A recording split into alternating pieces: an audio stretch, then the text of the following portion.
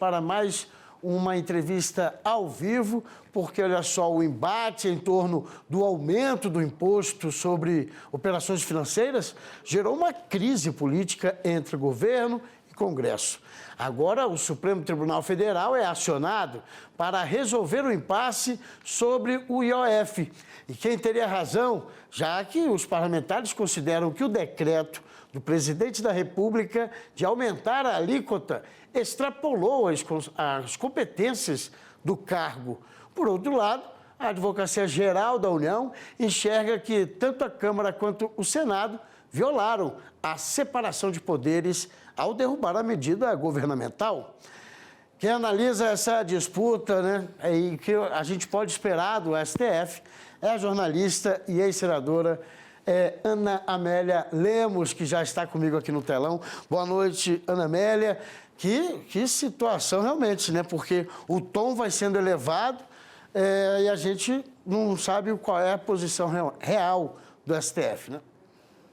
Pois é, Salema, boa noite aos nossos telespectadores que acompanham este programa, que, como você disse, é feito com muito carinho e com muita responsabilidade para atender o setor que é mais dinâmico da economia brasileira, que é o agronegócio.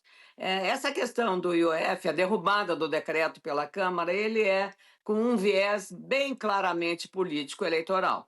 2026 está muito próximo, meu caro Salema, e como o governo não tem maioria no Congresso Nacional, ele vai perder todas, porque o objetivo da oposição é exatamente esse, é de criar problemas ao governo, enfraquecê-lo, para que a disputa em 2026 favoreça a oposição. Simples assim. O fato é que, enquanto o governo e o país convivem com dilemas gravíssimos na área da segurança pública, na área agora tecnológica, da invasão de hackers, na área financeira, criando problemas e dúvidas e insegurança também para nós que usamos o sistema financeiro, e aí a gente fica com insegurança e com receio, afinal temos ou não temos capacidade. Enquanto isso, fica essa briga e, lamentavelmente, uma guerra institucional que é muito perigosa do ponto de vista exatamente institucional, que é a relação entre poderes, o executivo, o legislativo e o poder judiciário. O desequilíbrio deles, ele compromete o quê? Compromete a democracia, porque a democracia é exatamente o equilíbrio entre esses três poderes.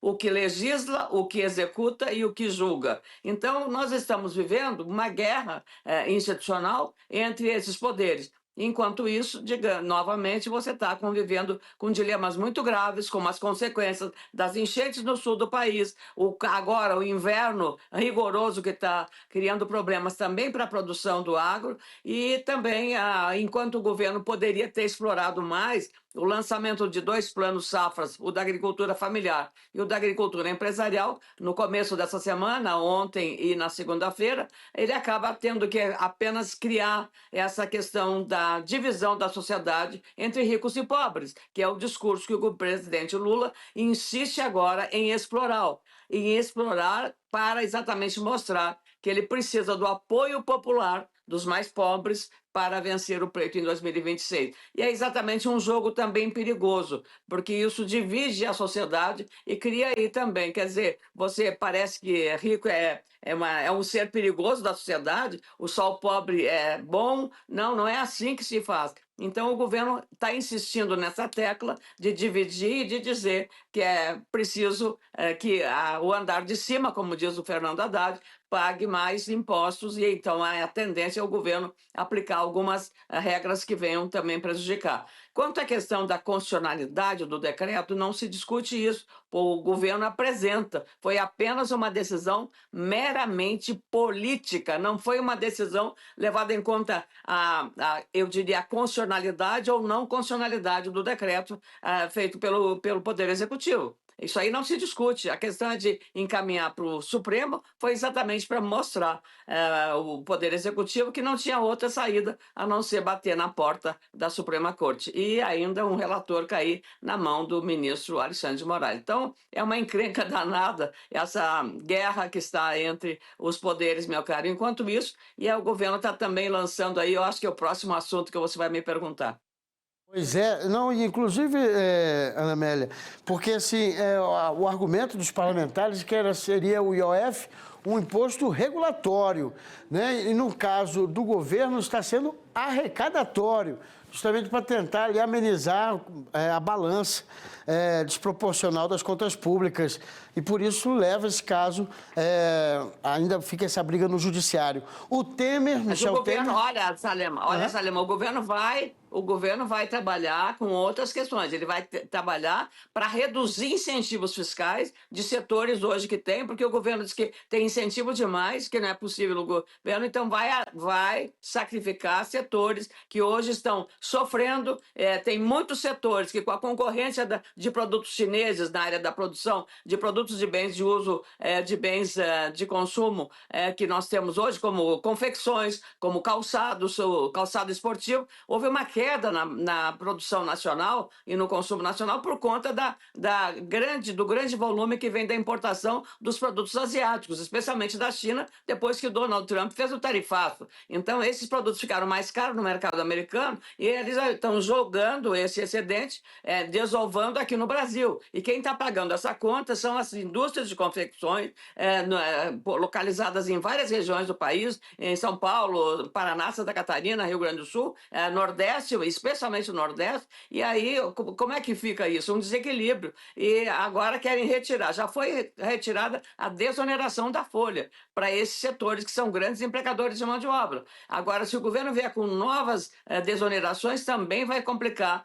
a situação para esses setores, que já estão convivendo com essa concorrência desleal, meu caro Fábio Salema. Então, é uma dificuldade. Nessa guerra vai sobrar o problema para o produtor, para o empregador, que já tem hoje dificuldade de até achar mão de obra para trabalhar. Pois é, que os empregos resistam, né? Porque tudo uma consequência. Agora, o Michel Temer, ex-presidente da República, já foi deputado, ele disse que faltou diálogo. É justamente o que o Haddad falou. Havia um acordo, né? Inclusive na madrugada de domingo, foi conversado entre os três poderes, entre o Legislativo e o Executivo, e ficou firmado uma questão. Você acha que isso pode interferir também no adiamento sobre o projeto de lei, sobre a isenção do imposto de renda para as pessoas que ganham até R$ 5.000? Aí o Congresso está, eu diria assim, numa situação complicada. O Congresso acabou dizendo que o governo vinha com muita sede ao pote, querendo aumentar impostos. O que o Congresso pede? Que reduza os gastos. Ótimo, é isso que nós queremos, nós contribuintes. Porque quem paga a conta somos nós. Contribuintes, pessoa física ou pessoa jurídica, não tem outra saída. Agora, só que o Congresso que deveria dar o exemplo, porque já que ele cobra, ele tem que demonstrar coerência. Então, ele cobra que o governo corte gastos. Mas ele se dá o direito de aumentar gastos. Ele acabou, na mesma semana que ele derruba o IOF, ele aumenta em 18 parlamentares federais para a Câmara.